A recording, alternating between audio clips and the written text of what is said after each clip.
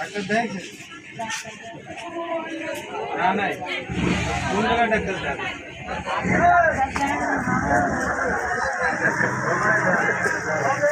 ক্যামেরাটা বন্ধ করো এই যে কতগুলো এনে দিছি তোমাদের কি অবস্থা মাঠে কি অবস্থা এটা কি জায়গা